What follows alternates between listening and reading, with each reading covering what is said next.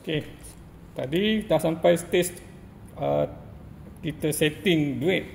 Okey, stage kedua, macam mana kita nak teaching duit yang tadi kita dah setting kepada 15 unit tu kan, 15 unit untuk satu nilai. Okey, cara dia tekan butang atas, tekan stay lama sampai dia keluar A1. Okey, A1 maksudnya duit 10% lama kan, A1. Okey, so kita masukkanlah duit ni. Masukkan duit ni sebanyak 15. Dia akan keluar balik dia akan keluar balik. Kita kena sepatutnya masukkan duit yang lain-lain lah, sebab kita nak tengok duit tu macam bentuk kan. So kita masuklah sampai dia akan keluar sampai 15.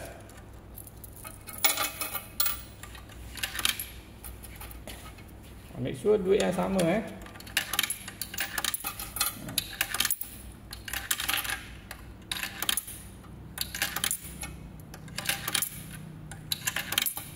akan titik ni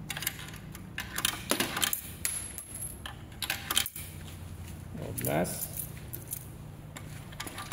13 14. Okey, sampai lima dia akan terus A2. Terus je lah A2. 20% lama. Masukkan sebanyak 15.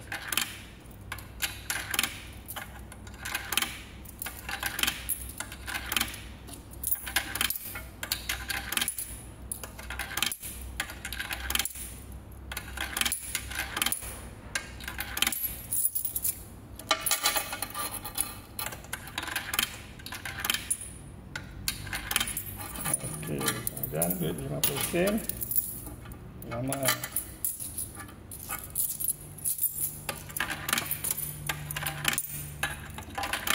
Kalau duit habis pun boleh ulang-ulang duit sama. Okey,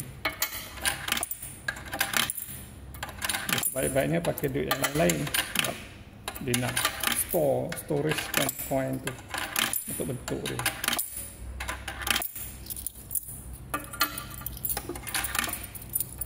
Okey, kemudian A4 duit 10% baru.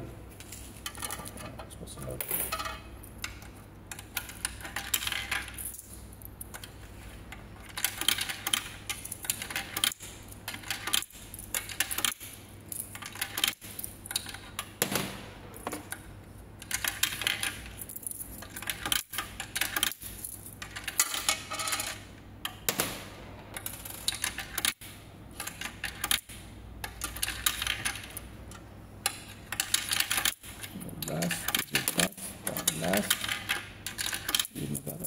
Duit 20% baru.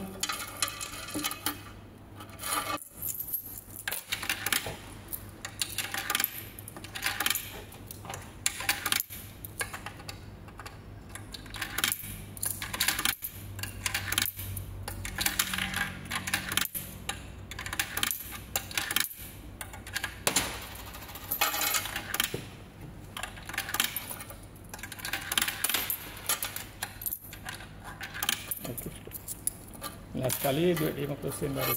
Page 6. A6 A6.